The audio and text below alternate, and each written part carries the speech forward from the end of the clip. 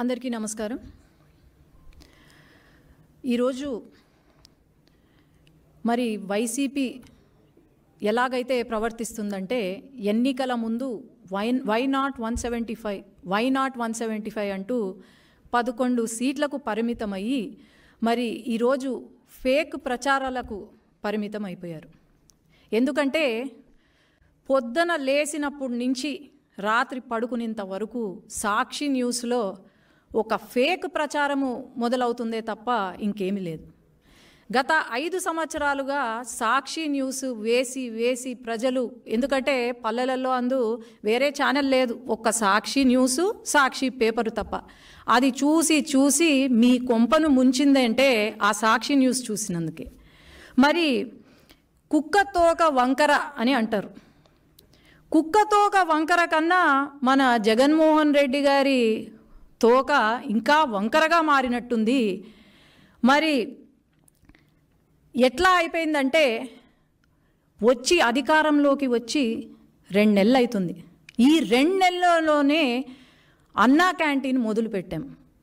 పేదవాడికి ఒక అన్నం పెట్టే అన్నా క్యాంటీన్ని కూడా వీళ్ళు కామెంట్లు చేస్తూ, శుభ్రత గురించి కామెంట్లు చేస్తూ, మరి 5 సంవత్సరాల నుండి వీళ్ళు ఏమైనా మంచి చేశారా అంటే లేదు, ఇప్పుడు మంచి చేస్తున్నారు అంటే వీళ్ళు అడ్డుపడుతున్నారు.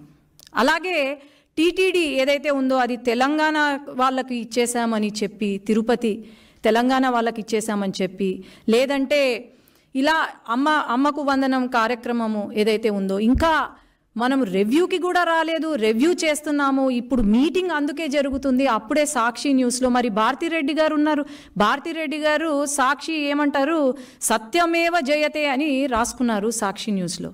సత్యమేవ జయతే కాదు భారతిరెడ్డి గారు, అసత్యమేవ జయతే అని మీరు క్యాప్షన్ మార్చుకుంటే బాగుంటుంది. ఈరోజు సాక్షి న్యూస్ ఓపెన్ చేస్తే మనకు కనిపించేది క్యాబినెట్ మీటింగ్ ఏదైతే ఉందో టీడీపీ ఆల్రెడీ ఇది చూడండి, 16వ తేదీ ప్రతి ఒక్కరికి ఈ నోటీస్ సర్క్యులేట్ అయింది. 28వ తేదీన మనకు క్యాబినెట్ మీటింగ్ ఉంటుంది అని చెప్పి, మరి ఈరోజు ఎందుకు సాక్షిలో ఎటువంటి ఇది లేకుండా లేదు, క్యాబినెట్ మీటింగ్ కావాలనే పోస్ట్పోన్ చేశారు అని లోకేష్ అన్న పైన దుష్ప్రచారాలు చేస్తున్నారంటే వీళ్లకు ఫాల్స్ ప్రచారము తప్ప ఏమీ లేదు. జగన్మోహన్ రెడ్డి గారు ఈ 5 సంవత్సరాలు చేసింది బాగానే చేశారు అని అనుకుంటున్నట్టున్నారు. మరి ఇప్పుడు ఎంతసేపు ఫేక్ ప్రచారము తప్ప పార్ట్ టైం పొలిటీషియన్గా మారిపోయారు తప్ప ఇంకేం లేదు. కాబట్టి ప్రతి ఒక్కరికి తెలుసు, ప్రజలకు ప్రతి ఒక్కరికి తెలుసు, ఈ 5 సంవత్సరాల కాలం మీరు ఎలా పాలన చేశారు అనేది తెలుసు.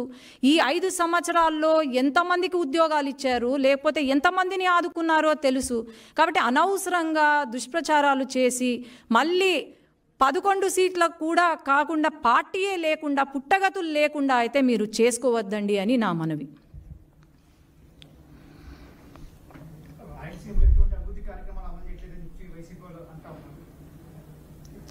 మొన్న మన బడ్జెట్ మీటింగ్ జరిగింది. బడ్జెట్ సమావేశంలో బడ్జెట్ మొత్తము రాయలసీమ గురించే ఉంది. కేంద్రము నిధులు రాయలసీమకు ఇచ్చారు. అట్లాగే రైల్వేస్ కానివ్వండి, ఇండస్ట్రియల్ హబ్ కానివ్వండి, అన్నీ కూడా రాయలసీమకు ఇచ్చారు. మరి జగన్మోహన్ రెడ్డి గారు రాయలసీమ వ్యక్తే కదా, మరి రాయలసీమని ఏమైనా అభివృద్ధి చేశాడా? ఒక ఇండస్ట్రీ తీసుకొచ్చాడా? లేదంటే మా రాయలసీమలో ఉన్న ప్రజలకు లేకపోతే పిల్లలకు ఒక ఉద్యోగం ఇచ్చాడా? నాకు మొత్తం డీటెయిల్స్ ఇవ్వమనండి. లేదే. రాయలసీమ గురించి ఎవరైనా ఆలోచన చేశారు అంటే అది కేవలం నారా చంద్రబాబు నాయుడు గారు తప్ప ఇంకెవరు చేయలేదని నేను చెప్తున్నాను.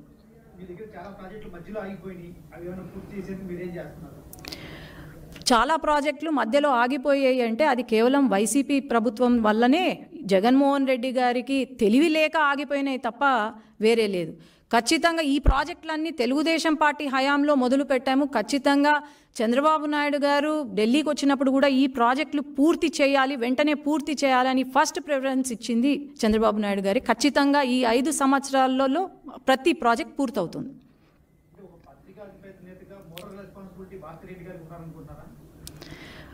అదే చెప్తున్నా, సత్యమేవ జయతే సాక్షి కింద సత్యమేవ జయతే అని వస్తుంది. సత్యమేవ జయతే కాదు, అసత్యమేవ జయతే. భారతీరెడ్డి గారు ఎడ్యుకేటెడ్ లేడీ.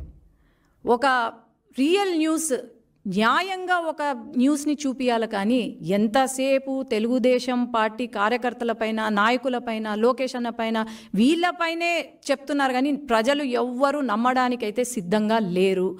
ఈ సాక్షి న్యూస్ చూసే వాళ్ళ కొంప మునిగింది. అది వాళ్ళు అర్థం చేసుకోవాలి.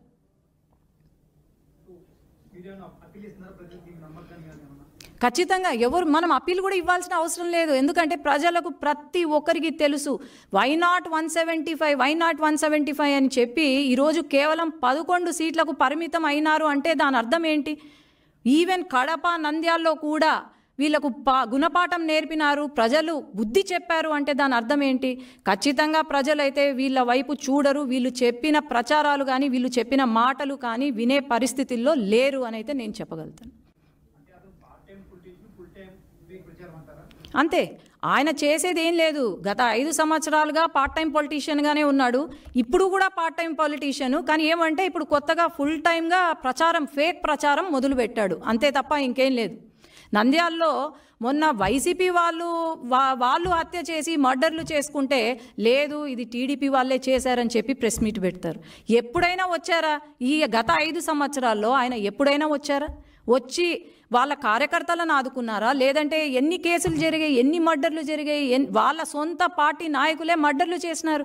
మరి వాళ్ళనే పక్కన పెట్టుకొని లా అండ్ ఆర్డర్ గురించి మాట్లాడుతుంటే నవ్వుతారు, జనాలు నవ్వుతున్నారు. అది వాళ్ళకి అర్థం కావట్లేదు.